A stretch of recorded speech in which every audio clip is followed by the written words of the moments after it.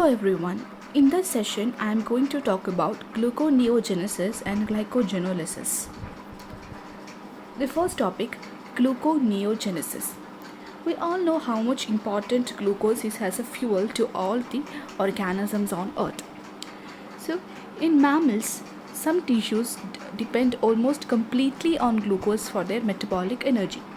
So, for example, the human brain, nervous system, as well as erythrocytes, testes, renal medulla, embryonic tissues.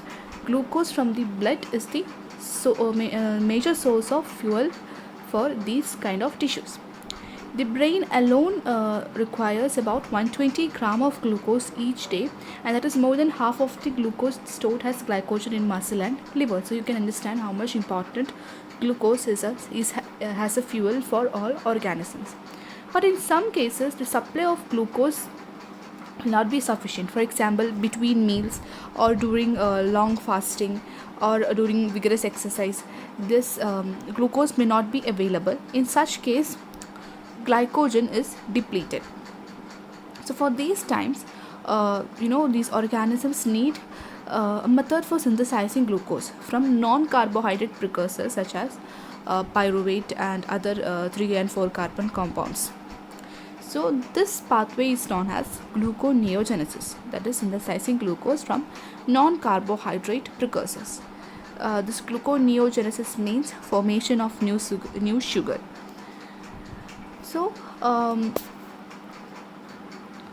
gluconeogenesis occurs in all animals, plants, fungi and microorganisms, and the reactions in all these organisms are somewhat similar, and the important precursors for this glucose in animals are 3 carbon compounds such as lactate, pyruvate, glycerol, as well as certain amino acids also act as precursors. In the case of mammals, this process takes place mainly in the liver and to a lesser extent in the renal cortex. The glucose produced passes into the blood to supply other tissues. After vigorous exercise, lactate produced by anaerobic glycolysis in skeletal muscles return to liver and is converted to glucose, which moves back to the muscle and is converted to glycogen. So this is a circuit and it is called as Cori circle. In the case of plant seedlings, stored fats and proteins are converted into glucose via this gluconeogenesis to the disaccharide sucrose for transport through developing plant.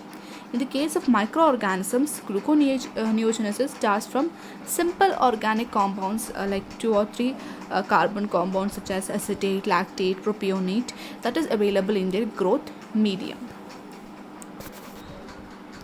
When you study gluconeogenesis, you will sometimes see this gluconeogenesis and glycolysis are identical pathways running in opposite directions, but it is not the case. Although they share several steps, that is 7 of the 10 enzymatic reactions of gluconeogenesis is the reverse action of the glycolytic reactions. But however, there are 3 reactions of glycolysis that are essentially irreversible, and they cannot be used in gluconeogenesis, that is the conversion of glucose to glucose 6-phosphate by hexokinase. It is a irreversible reaction. Then the phosphorylation of fructose 6-phosphate to fructose 1,6-bisphosphate by phosphofructokinase 1, that is also a irreversible reaction. And the final one, that is the conversion of phosphoenol pyruvate to pyruvate by pyruvate kinase, that is also a irreversible reaction. So the 7 of the reactions in the glycolysis, it is the reverse reactions in gluconeogenesis, but there are 3 reactions that is that is irreversible, and these are the reactions that I told before.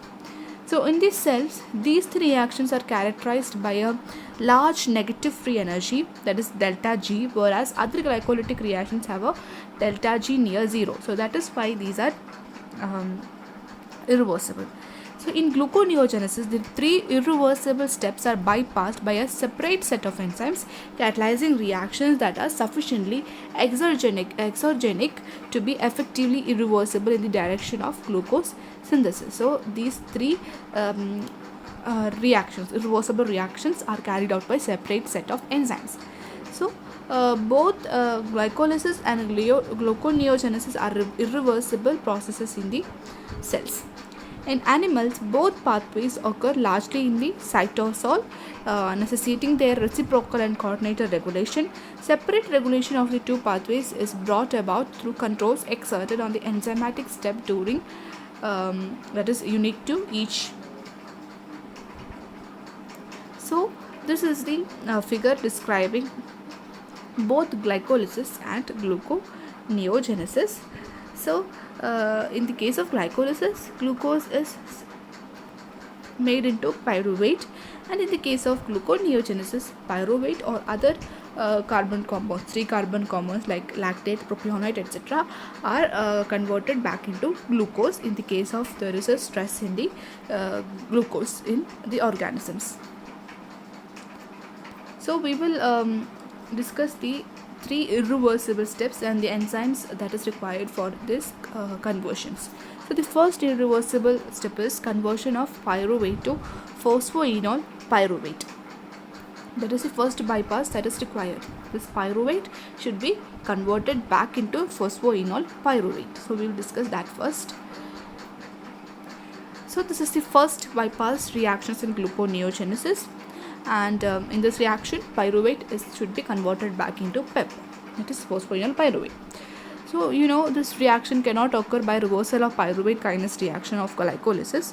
So because they are having a large negative free energy, this reaction is having a large negative free energy, so they cannot be converted back or they cannot be reversed. So the phosphorylation of pyruvate is achieved by a roundabout sequence of reactions that in eukaryotes requires enzymes in both cytosol and mitochondria. So there are 2 routes from pyruvate to PEP conversion.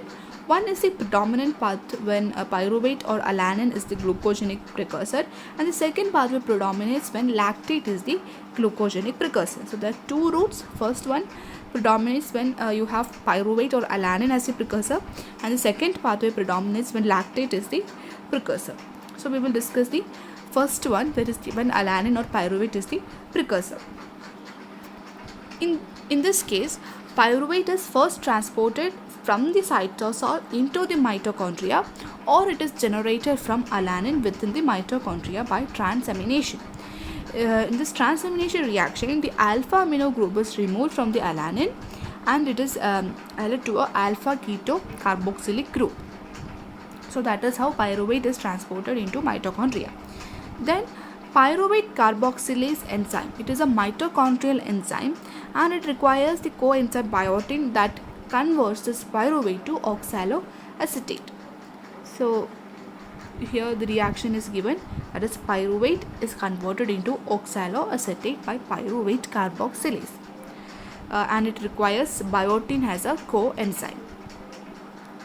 This pyruvate carboxylase is the first regulatory enzyme in this gluconeogenic pathway, and it requires acetyl coenzyme A as a positive effector. This acetyl coenzyme A is produced by the fatty acid oxidation, and its accumulation signals this availability of fatty acids as fuels.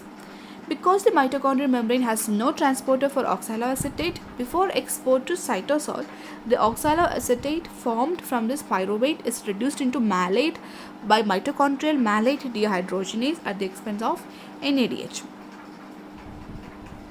And then malate leaves the mitochondria through a specific transporter in the mitochondrial membrane, and in the cytosol it is reoxidized to oxaloacetate and with the production of NADH.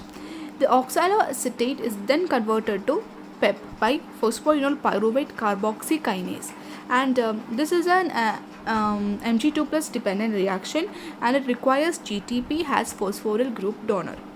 The reaction is reversible under intracellular conditions, and the formation of one high energy phosphate compound, that is PEP, is balanced by the hydrolysis of another high energy compound, that is GTP. So this is the first pathway. In the first pathway, pyruvate is either transported into cytosol or transported from the cytosol into mitochondria, or it is generated from alanine. And then this mitochondrial enzyme pyruvate carboxylase converted into oxaloacetate and it requires biotin and also acetyl coenzyme A and ATP for its action. And this oxaloacetate is impermeable to the inner membrane of mitochondria, so it is again converted into L-malate by the mitochondrial enzyme malate dehydrogenase, and NADH is used in this reaction, and then malate is transported out of the mitochondria, and it is reoxidized back into oxaloacetate and NADH is produced. And this oxaloacetate is then converted to PEP by the enzyme phosphoenol pyruvate carboxykinase. This is an Mg2 plus dependent reaction, and this GDP, they act as a phosphoryl group donor. So this is how PEP is made.